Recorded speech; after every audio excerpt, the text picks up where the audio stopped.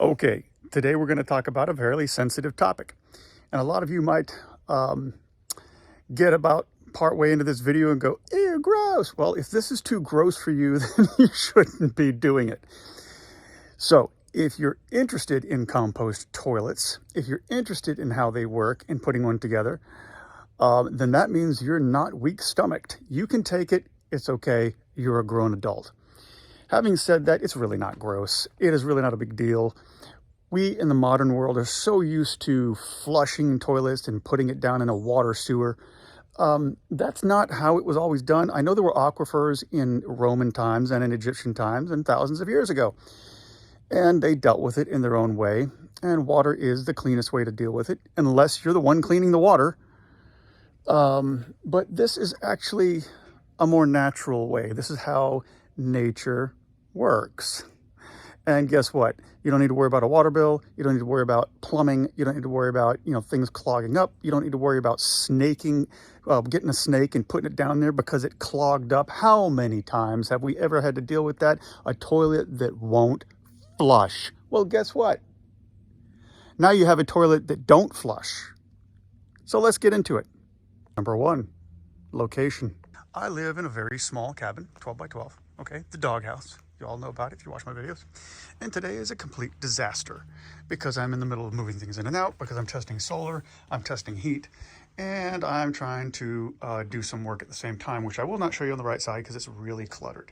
This is my location. Now that bed is going to eventually be a loft. It's going to come up over here. Okay, it's going to come down.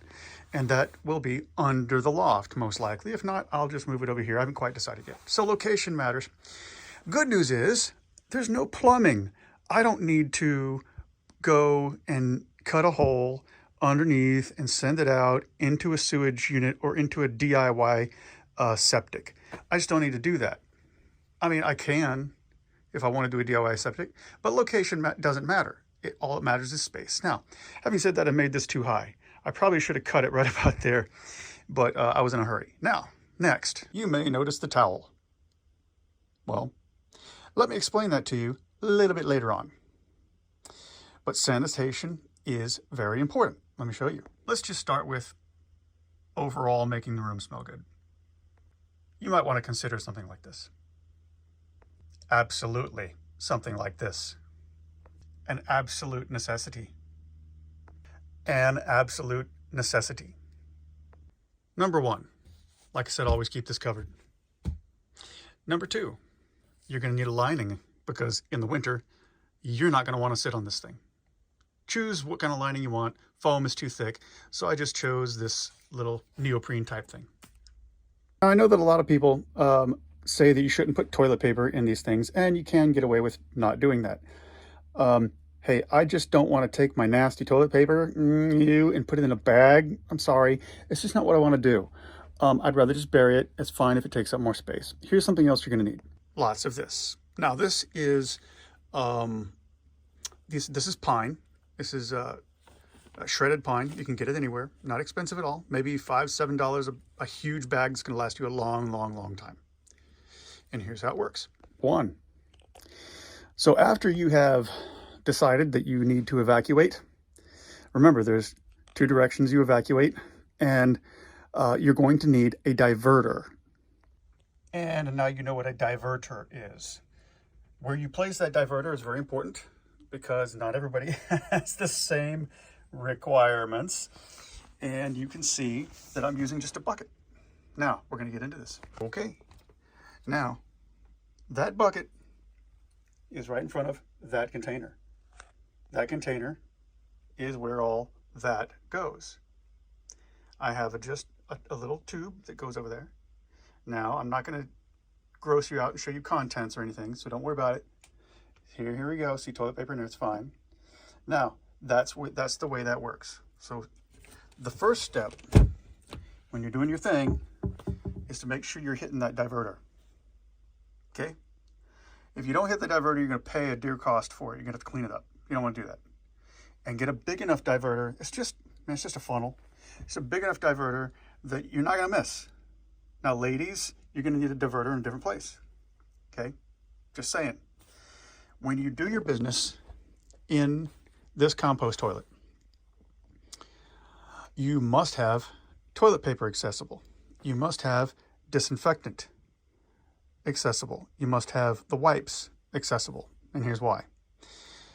You've got to make sure that when you are using a compost toilet, remember, it's not, you don't have a sink here. You don't have flushing. You do your evacuating. And once you have evacuated, you want to make sure that you're clean, because I live outside and there's no washing facility. Now I can go wash my hands in cold water if I want. Who the hell wants to do that? Because of that, you're going to want to make sure you're totally clean. I mean totally clean, not truck driver clean, okay? I mean clean, because you can't be walking around here for 3 or 4 days with no shower. You get what I'm saying, right? Okay, so you do your thing, right?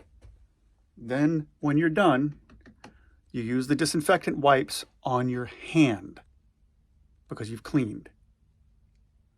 All right, you clean your hand. Then you use disinfectant wipes to finish the job. Okay? And then once you've cleaned thoroughly, you wipe yourself dry. And then you put it all down there. Next step, you take a little bit of this and you sprinkle it on the offending item. If you cannot find the offending item, that is fine. Just put it over top of the toilet paper. And then you take, as I said, your pine straw or whatever it is you get, cedar's fine, and you sprinkle it over top until it's gone. Just like your household cat. That's right.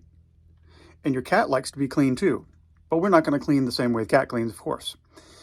What I'm saying is, it's so simple. Now, what do you do when it fills up? First, wait a second.